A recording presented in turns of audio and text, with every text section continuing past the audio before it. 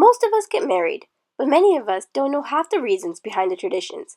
Through this video, you will learn some of the Hindu wedding traditions and the meanings behind it. There are tons and tons of things behind a Hindu wedding, but we will only touch base on a few in this video.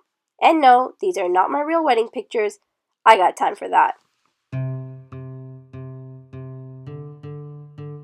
Let's start with the kumbham. For many Hindu occasions, you will see this set up in the front of the house. It is a form of welcoming guests into the home. The coconut symbolizes a head, and the leaves, also known as mavile, symbolizes hair. This setup is called nire kudam, and nire means full, thus symbolizing a full welcome into their home. Weddings are actually supposed to be done at the bride's home, but due to a lack of space and forgotten traditions, they are now done in banquet halls and such.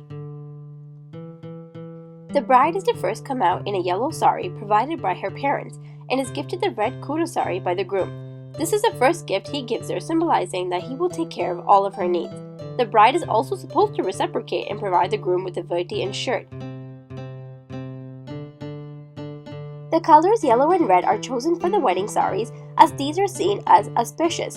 The kuru sari is later used as the first blanket they place their children on and the sari she wears after she passes as a married woman. The sari and thali are first sent around to receive blessings from the guests. If anyone picks up the thali, it means they are opposing to the wedding.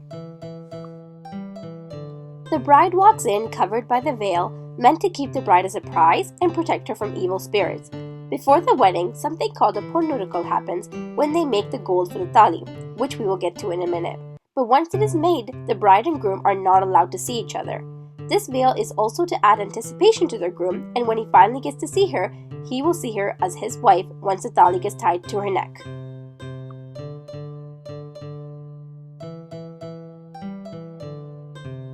A thali is supposed to be made out of a yellow thread with a piece of turmeric tied at the bottom. Over time, the thread turned into a gold chain. The pendant of the thali represents the god the family worships.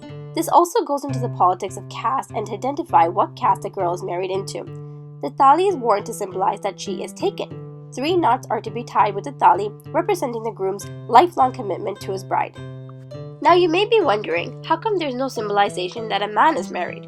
The mehdi, also known as toe ring, was initially worn by men. So when a woman walks past him with her head down, she will see his mehdi and know he is taken. Over time, the traditions have changed so that now the girl wears the mehdi instead. On the wedding day, the groom places the bride's feet on the amikal, which is made out of granite, one of the strongest rocks you can find.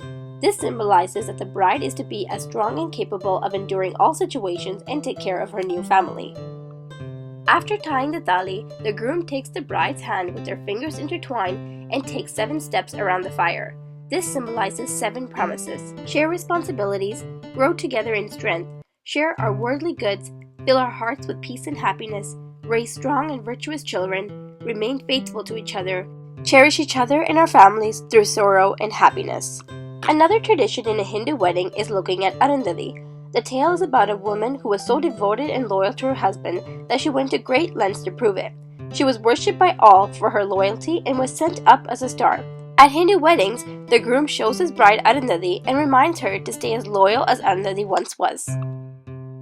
They play many games after the event as a kind of icebreaker between the groom and bride, since the culture practices arranged marriage. Of course, a lot of that is not true in today's day and age, so the games serve as a stress reliever after a busy wedding. My favorite is the ring game. The priest drops a ring into a huge vessel, and the bride and groom put their hands into it and competes to find the ring first. They say the purpose of the game is to see who will be more giving and compromising in their lives together. Of course, there are so many more traditions behind a wedding, but I hope you enjoyed the little snippet I was able to gather for you. If this was helpful, please share the video. I'll see you guys next week. Don't forget to subscribe and like, and keep it real.